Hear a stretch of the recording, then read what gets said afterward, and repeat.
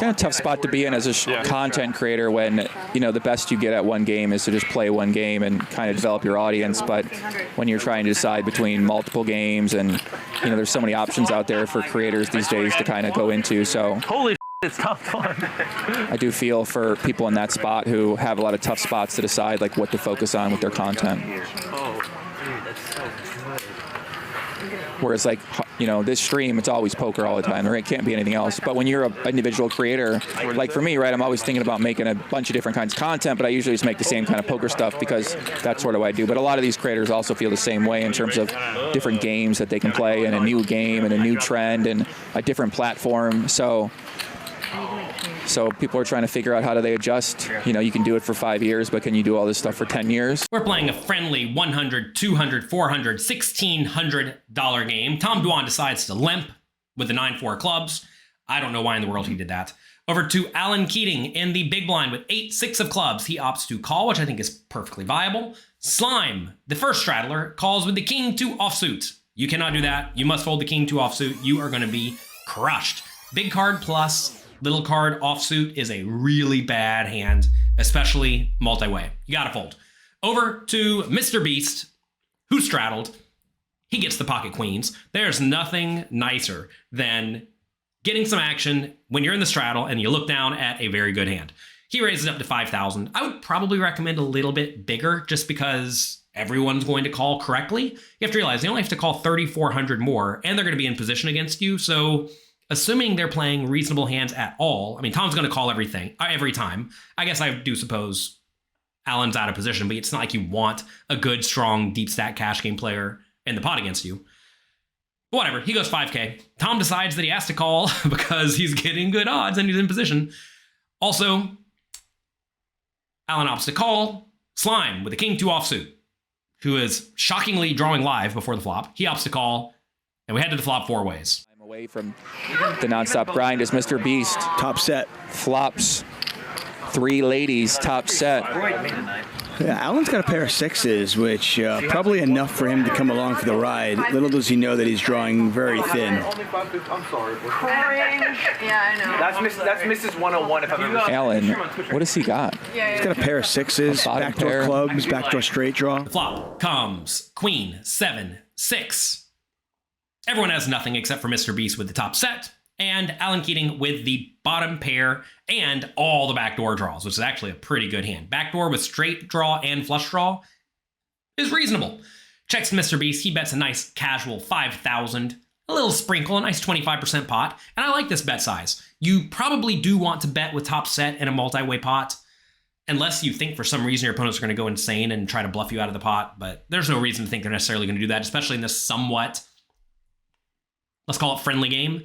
I mean, you are against Tom Dwan and Alan Keating, who do like to bluff, but I think you still probably just want to make a small bet. A small bet may make your hand look marginal, which is great. They might even attack that aggressively. So MrBeast does go small. Alan, with his bottom pair and draws, has to call. This might even be a hand he wants to raise as a bluff with all the backdoor draws because he can easily continue betting on various turns. But good thing he didn't do that because he's drawing almost dead. Okay. Okay. Little something. Yeah, he needs a 5 to win it. A 6 or an 8 would just cost him. 28,000 on a good day. The turn is the 4 of spades. MrBeast definitely wants to keep betting after Alan checks. He does go for a small bet, which I think is probably fine. Oh, look, you have top set. It's hard for Alan to have anything. But if you think about Alan's likely range, it is going to contain a lot of hands with a 5 or an 8 in it, both of which are straight draws. So maybe you do want to bump it up a little bit more than 10. But whatever, I think it's fine. I will say when you're playing very deep stack, you should often err towards using big bet sizes, especially if your opponents think you may be, or they may be trying to bluff you. And typically the most loose, aggressive battling players, like Alan, have a hard time finding big folds.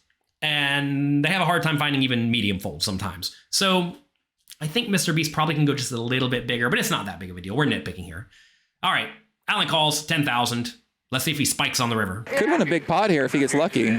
He did not get lucky. That's actually going to cost him now. MrBeast, beast in this river, 4 of a kind. I got 40, 45. Yeah, if you need to guess, I mean, I got it. Are you looking for action? A little left in the tank. Has Keating ever not looked for action, Jimmy? Let's do Look at Mr. Beast. He's like, Beach in a while, man. Yeah. what do I do with quads? How much money would I like to add here? All I can hear you say is, Don't get too greedy. look at you. Keating, what's your longest session? I'll do 40.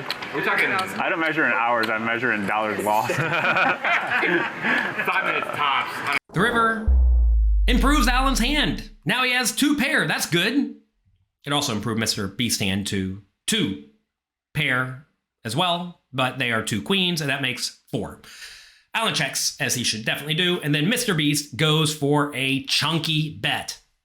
A big bet of roughly the size of the pot, which I think is probably good. In this situation, he wants to do everything he can to make Alan think that he does not have a good hand, and he is trying to steal this pot with a big bet. And to be fair, a lot of players will do that when there are a lot of busted straight draws available. So this is a spot where there are a lot of bluffs available, and for that reason, I love a big bet, especially with the nuts, even though he does block a lot of the logical calling range that Alan could have. Let's see if Alan can find a way to not call with the junky pair. How much is it? 40. Yeah. With God, You can re-raise if you want. He's looking over it. I need something to like wake me up. I need some adrenaline. Yeah, it's called caffeine. I'm gonna write I got you. caffeine. Pull up your phone and look at your YouTube subscribers. There you go, dude. I don't have it on me. Let me sweat. Oh, you're right. Fuck. I don't want you He's to. chopped. I won't He's doing sweat. drained his Okay, power, bro. You can't like re-tap into it. I mean, you can. I won't even. can. I won't even. Go for it. Go for it. I'll look at 1. He's trying to get a read. I was trying to get a read on Ludwig now. He won't get a read off. You know you want it. He won't get a read off I me. hate folding, man. Oh wait, really? How much is it? You gonna let me walk away with a free 50 grand pot? I'm gonna get back in that substitute teacher position and figure this out. Guys, let's Yeah. talking about. So it's interesting to watch Mr. Beast play this hand. And Mr. Beast is not a professional poker player, but he gets in there, he battles. Notice he does show Ludwig his hand after making the big $50,000 bet. And I think in general, unless someone does this often, it's usually a sign of strength. Now, things get a little bit weird when he looks at only one card, then Ludwig kind of just sits there and is quiet. It's weird. It's a weird spot, right? But when people are a little bit loose in general, and a little bit talkative, and a little bit natural, I think they usually are very more inclined to have a value hand. That said, did Mr. Beast do anything that you saw in this hand that makes you think he might be heavily skewed towards value? Don't be results oriented. I know you know he has quads, but did he do anything that looked very out of character to you? Let me know what you think in the comment section below. Jerking off. I believe so. Yeah. I need to. Oh my God. Alan, one of the worst cards maybe to have with the 8. Chat reaction. I Yeah. got you. You handle y'all in first. Handle yourself. I'm dying to know what you have. I do okay. I can't believe I need to get into Handle a yourself Tesla. Yeah. I can't believe Andrea and I are getting a better car now. I told her if it goes well. Last time you had like Catch me a at the ballet. king high flush. This time you got. Well, there's no flushes this time. Yeah.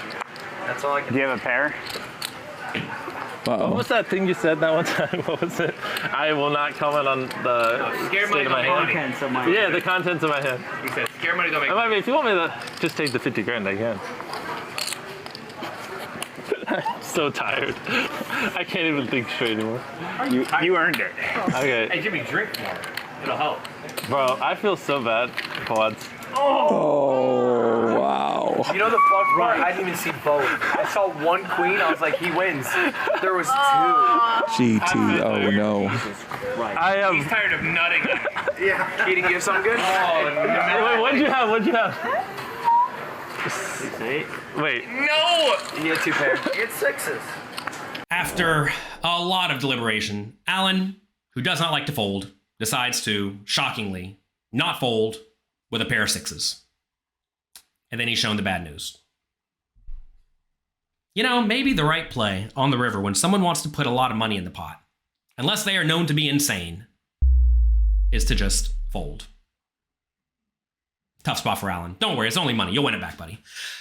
That said, Mr. Beast loves to gamble and put in money. We actually have another hand queued up for you that will be available somewhere around here that shows Mr. Beast putting in a $25,600 straddle just for fun, just to spicing up the game. To be fair, against a player who likes to put in $25,000 straddles, maybe the junky middle pair call isn't so bad.